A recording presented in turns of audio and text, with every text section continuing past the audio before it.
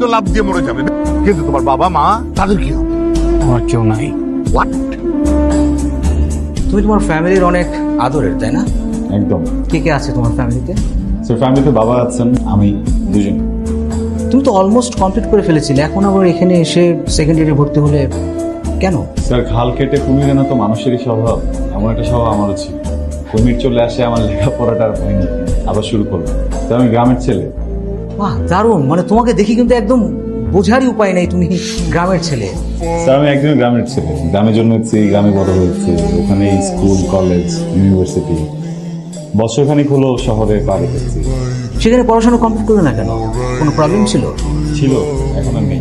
আমি এসব কি শুনছি? বাবা কুল ডাউন, আমি সব এক্সপ্লেন করছি।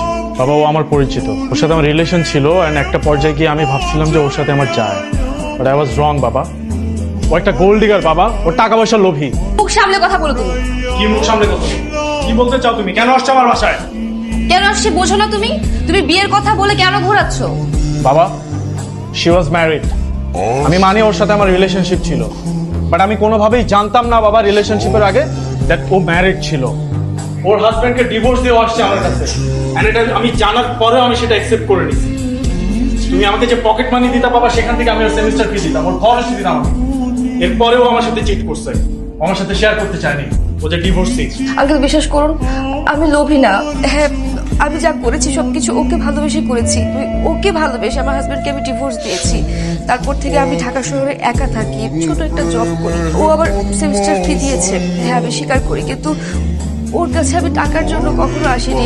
ওকে আমি ভালোবাসি আঙ্কেল। ও আমাকে প্রতিশ্রুতি দিয়েছিল ও আমাকে বিয়ে করবে। আমি শুরু থেকে বুঝতে পেরেছি যে তুমি একটা অসভ্য ফ্যামিলি থেকে এসছো, না হলে এখানে এসে এইসব কথা বলতে না। আমি এটাও বুঝেছি যে তুমি একটা আনএডুকেটেড ফ্যামিলি থেকে এসছো। সেকেন্ডলি, তোমার এত বড় সাহস হলো কি করে? তুমি বিয়ে করেছো, তারপরে আমার ছেলের সাথে সম্পর্ক করেছো। তুমি আমাদের ফ্যামিলি সম্পর্কে জানো আমরা কি বিলং করি? কোন অ্যাঙ্গেল থেকে তোমার সম্পর্ক ভালোবাসা বা বিয়ে শাদী পর্যন্ত যাবে? আর তোমার ফ্যামিলি কোথায়? তোমার বাবা মা তো আমাকে এসে বলবে এই সম্পর্কের কথা। আমার তো মনে হয় তোমার বাবা মা আদৌ জানে না তুমি এরকম একটা জীবনে জড়িয়ে গেছো। আপনার কি মনে হয় ভুলটা আমার একারই? হ্যাঁ, তুমি তোমার স্বামীকে ঠকিয়েছো, প্রতারণা করেছো, এখন আমার ছেলের সাথে প্রতারণা করছো। আমি চাই না তোমার দিক থেকে আমার ছেলের সাথে কোনো প্রকার যোগাযোগ থাকে। বের হয়ে